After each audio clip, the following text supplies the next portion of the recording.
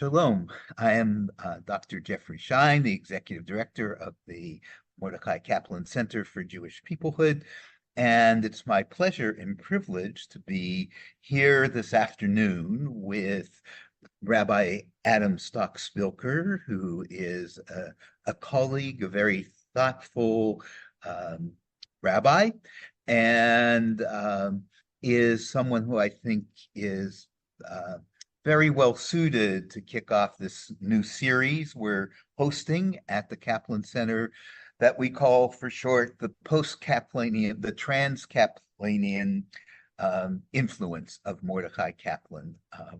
That's built into our DNA, that we're not, we understand our connection to Reconstructionism, but we think Kaplan is bigger and different than any one single connection. So what a pleasure to explore with a good friend and colleague the connection that he's formed, or the multiple connections he's formed to Mordecai Kaplan's thought.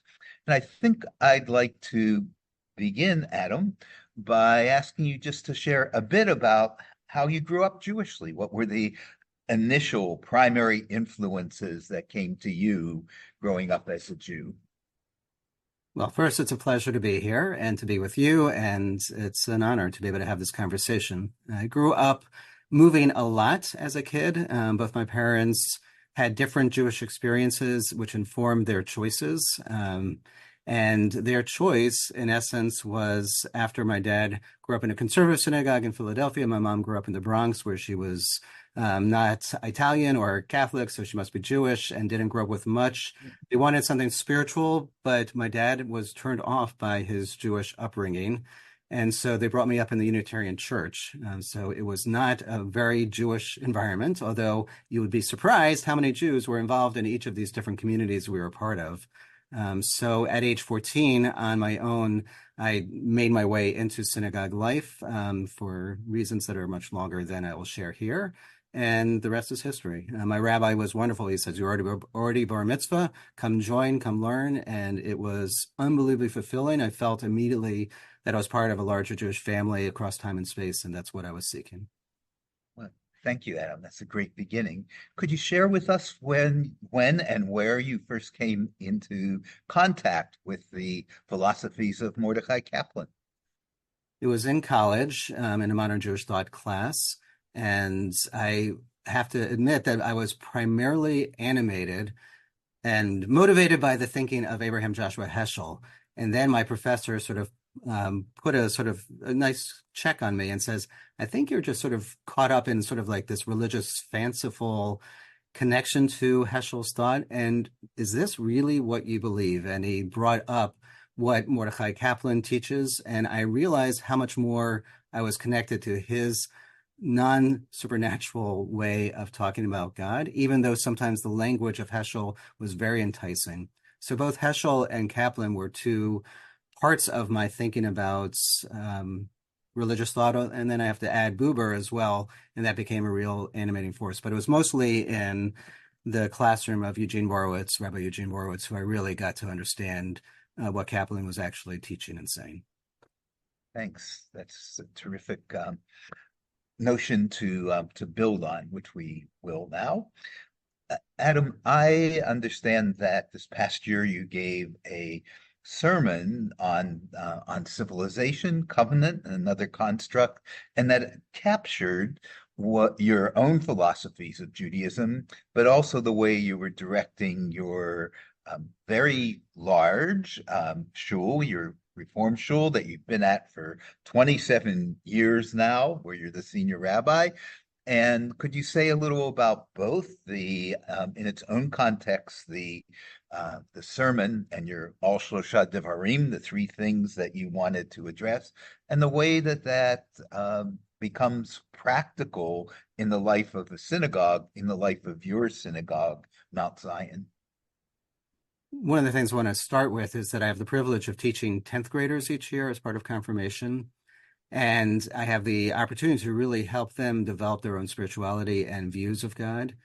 And it is remarkable to me how much year after year Kaplan's definition of the power that makes for salvation is language, definitional language that resonates for students. And that actually, I mean, informs some of what I will share now about the sermon, which is this sermon came from, and I need to just give one other orientation, from visiting the Anu Museum in Tel Aviv and hearing from educators there as they literally took down the Diaspora Museum, Beit Futsot, and realizing that that narrative of who we are as a people no longer was resonating, and we needed a new story. And the Anu Museum, the We Museum, was retelling the story not of division among the Jewish people and not as diaspora being of Yizkor, of remembrance that led to fulfillment only in Israel.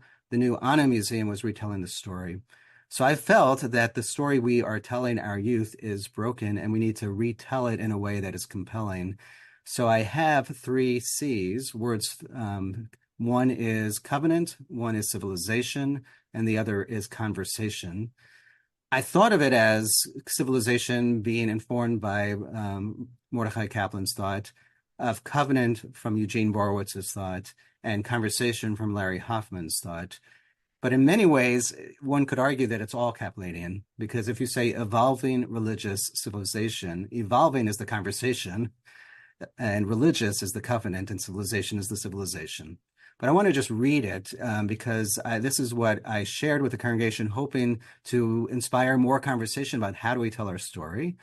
And I say, this is my rough draft of our story. We are part of an epic, ancient news story of being freed from slavery in Egypt and standing at Sinai bound by a covenant that continues to be our moral compass. Our civilization emerged from the Fertile Crescent of the ancient Near East and today flourishes primarily in Israel and America. We have faced persecution, but we endure, engaged in an ongoing conversation, Lador Vador. So that's how I've incorporated those 3 C's: covenant, civilization, and conversation. And ever since reading Judaism as a Civilization and knowing how much so much Kaplanian thought has informed the Reform movement, and therefore what I have learned about who I am and how I lead a congregation, that has resonated as a great shorthand for saying that Judaism is more than a religion and it's not just a people. And so now we have language, I hope, to help have further conversation. I think it's brilliantly sculpted language. And Adam, I'm going to take a risk here. It's not quite in our script, but it's important to me, and I trust you to respond. I'm of a mind in my work at the Kaplan Center that the best Kaplanians are always Kaplan and. For me, that's Kaplan and Levinas and Kaplan and Buber.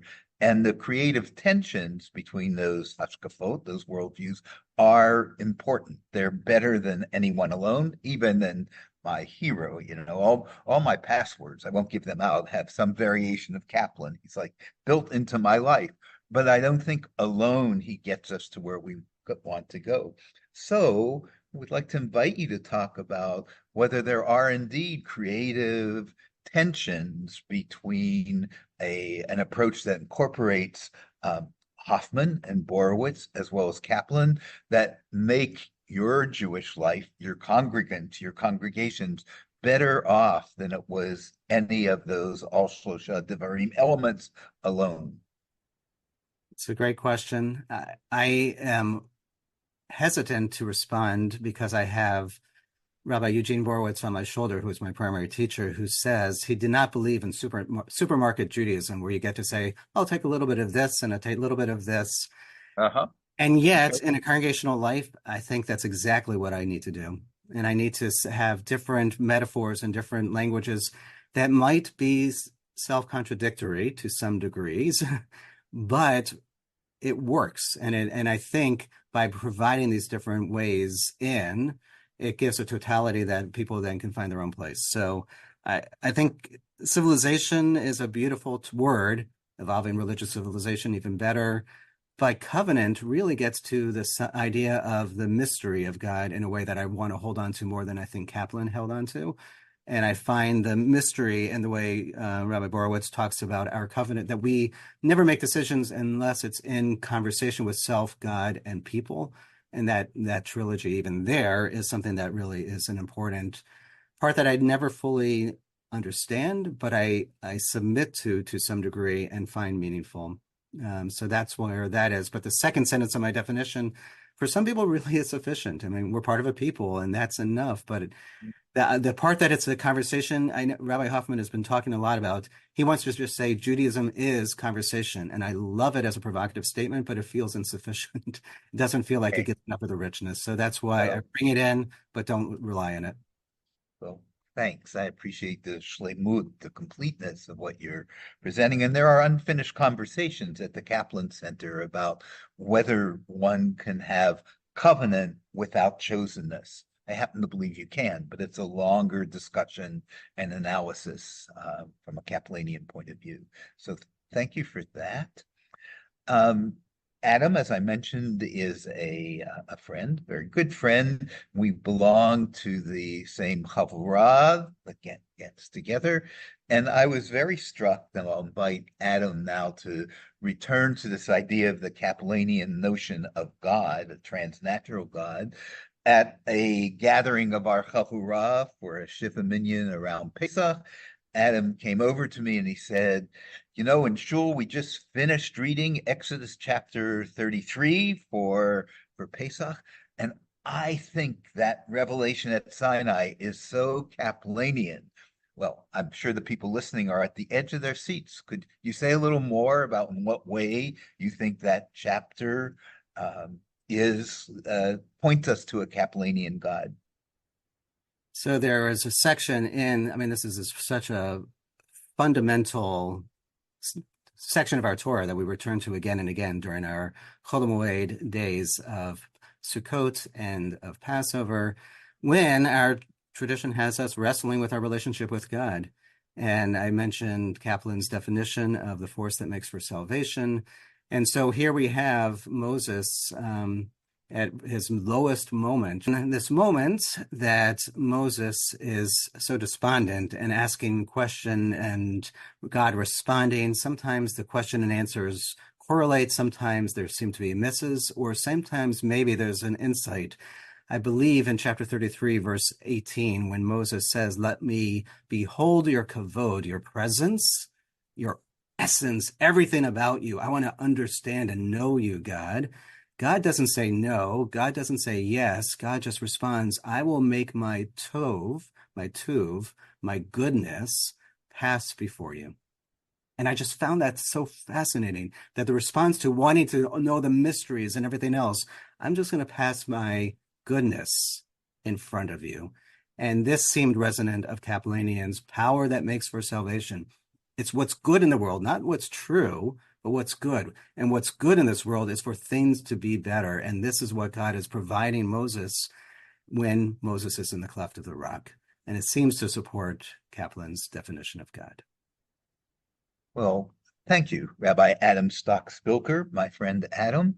I want to thank you for these 15 or so minutes together. They've been very rich and a great start to our series on the trans-denominational Kaplan. So thank you so much for making the time to be with us. It was a pleasure. Thank you so much, Jeffrey. Okay, take care.